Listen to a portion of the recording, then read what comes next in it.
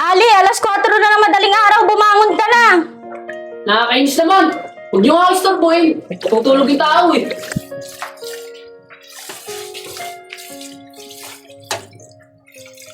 Anak, bumangon ka na!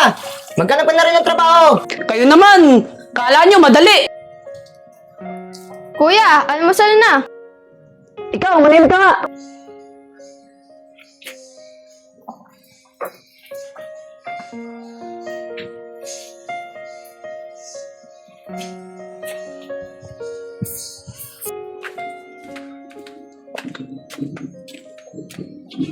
Anak, hindi habang buhay, kaya ka namin buhayin. Bakit? Humingi ba ako ng buhay sa inyo? Ali, Totoo naman ah!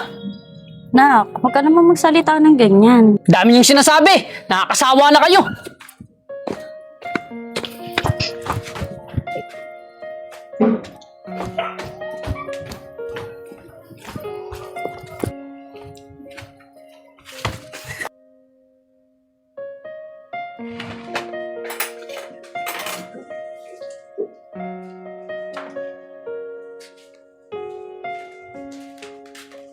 Nak, sakto, nandito ka na. Kumain ka na. Nasaan ang ulam? Ito lang nakayanan namin eh. Ito, parang pagkain ng aso.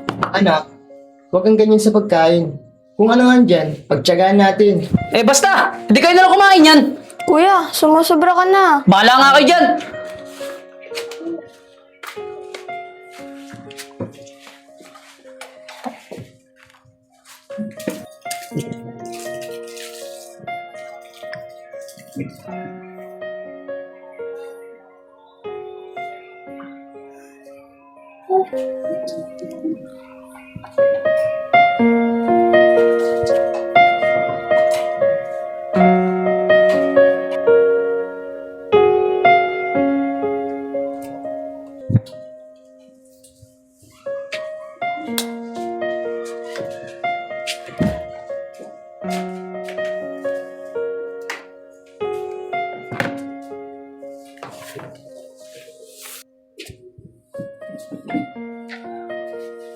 Oh, paalis ka na pala. Mag-iingat ka ah.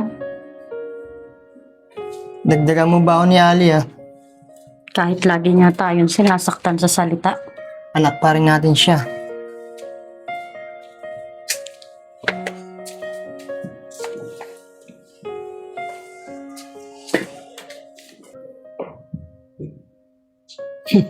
Dapat lang. Responsibilidad niyo ako eh. Pamilya ko talaga eh, no? Makapagmando sa akin. Ay, nako.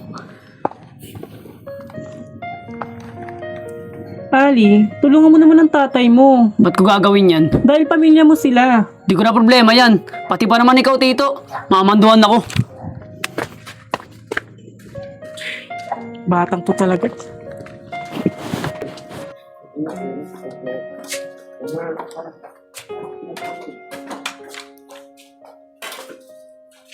Jello, ano nangyari sa'yo? Nahihilo ako sa trabaho. Ganun ba? Sige, sandali. Kukuha kita ng upuan. Oh, maupo ka muna dito. Anong drama na naman ba yan? Kuya, hindi nagdadrama si tatay. Tay, kamusta po pakiramdam nyo? Ayos ka lang po ba? Dami yung drama. Hayaan niyo pa siya.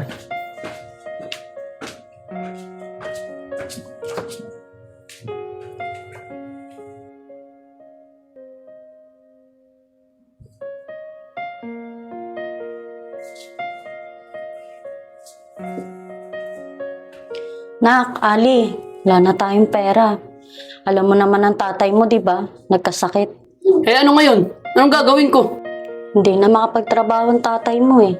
Problema nyo na yan. Pati ba naman obligasyon nyo, papasan nyo pa sa akin. Nakakasawa na talaga.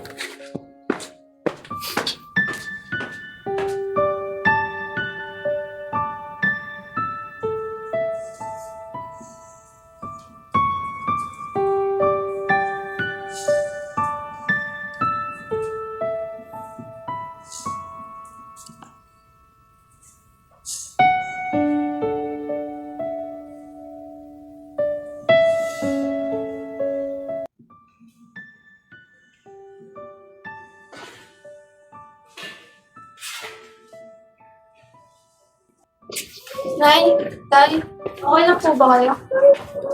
Alis na ako dito. Nak, huwag mo namang gawin yan.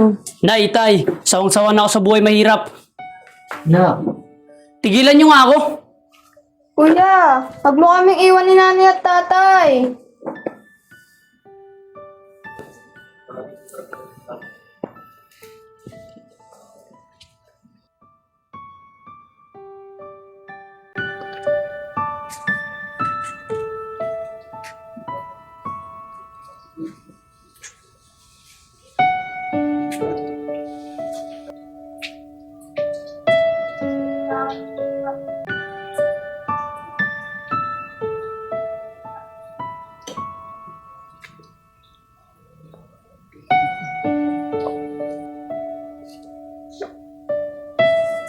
Nay, wala na po tayo pambiling gamot ni tatay. Oo nga eh. Hayaan mo, kakayanin natin to. Ang tatay mo, Bakit Nay? Nasaan po ba si tatay? andun sa labas nagpapahangin. Tara po Nay, puntahan po natin. Tara. Tay, tara na. Pasok na tayo sa loob. na, hinihintay ko pa kapatid mo. Halika na, pumasok na tayo sa loob.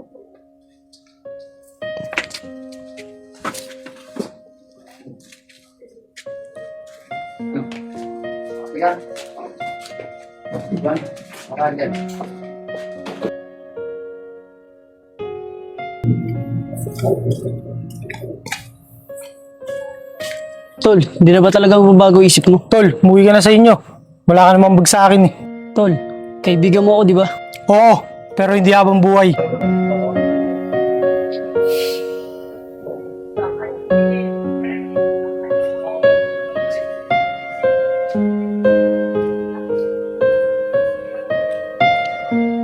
Nay.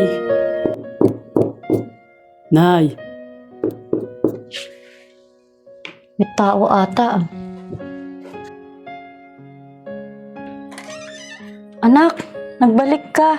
Nay. Pasensya na po. Kuya, buti bumalik ka. Patawarin niyo ako. Mali ako.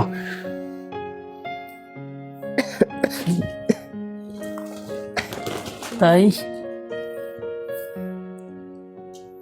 Andy, anak, Tay. Manghihingi po ako ng tawad. matagal na kitang pinatawad. Anak, alagaan mo nanay mo. Opo, tay. Anak, mahal na mahal kita. Kahit nasaktan mo ako, kami ang nanay mo at kapatid mo. Tay. Mahal na mahal din po kita.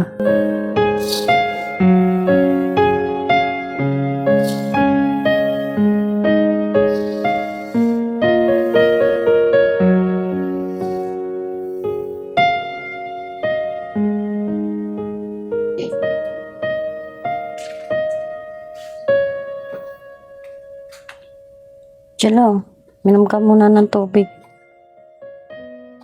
Jello. Jello. Jello. Nak! Ang tatay niyo hindi na sumasagot. Tay. Tay, Tay. Jello. ay, Kuya! ay. Kuya, si Jello! Bakit? Anong nangyari? Kuya, hindi na siya sumasagot. Chilo? Kapatid ko! Tay, Jilo! tay, gising. Jilo! Tay, Jilo! Anong nangyari? Jilo! tay, Jilo! tay, gising. Tay, Patawarin mo ako. Gising ka! Sa lahat ng aking tay, gising. Jilo! Jilo! Gising yan ako, Jilo! Tay, gising, tay. Jilo! mahal ko. Gising ka, tay.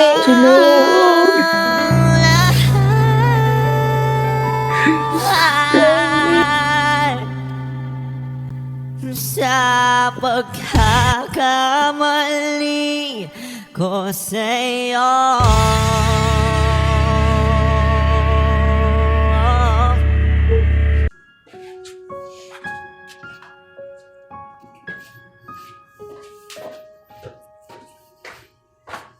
Nay, ako na po ang magtatrabaho. Salamat anak. Buti naman kung ganon. Sigurado ko matutuwa ang tatay mo nito. Ngayon ko lang naunawaan ang lahat ng sakripisyo ninyo. Kuya, masaya si tatay kung nakikita ka niya ngayon. Maraming salamat sa lahat ng pagtitiis niyo. Habang buhay nating mabibigay ang pagmamahal sa ating magulang.